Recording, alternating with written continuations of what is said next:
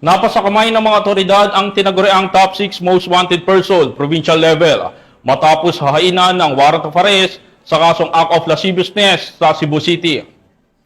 Patunay ito ng gumagana ang epektibo ang mga isinasagawang manhunt operations ng kapulisan, partikular na ang pagtugis sa mga itinuturing na high value or fugitives. Narito ang report mula kay Patrolwoman Florimay Azares.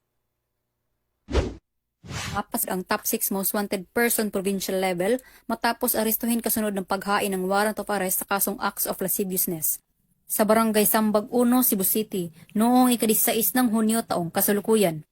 Kinilala ni Police Captain Kenneth Paul Albotra, officer in charge ng Police Station 7 Cebu City Police Office, ang suspect na si Elias Mark, 31 anyos, residente ng City o Season 1 Barangay Cogon, Pardo, Cebu City. Ang suspect ay may outstanding arrest warrant sa kasong acts of lasciviousness sa ilalim ng Article 336 ng RPC in relation to Section 5B ng RA 7610 na inisyu ni Honorable Esther Morales Veloso, presiding judge ng Regional Trial Court 7th Judicial Region Branch 6 Cebu City, na may rekomendadong piyansa na 180,000 pesos. Ipinaalam na sa kinauukulang korte ang pagkakaaresto ng suspect at ito'y pansamantalang nakalitine sa Police Station 7 Custodial Facility habang inihahantay ang commitment order.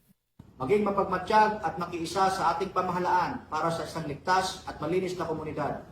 Ipagbigay alam agad sa mga otoridad ang anumang kahina-hinalang gawain.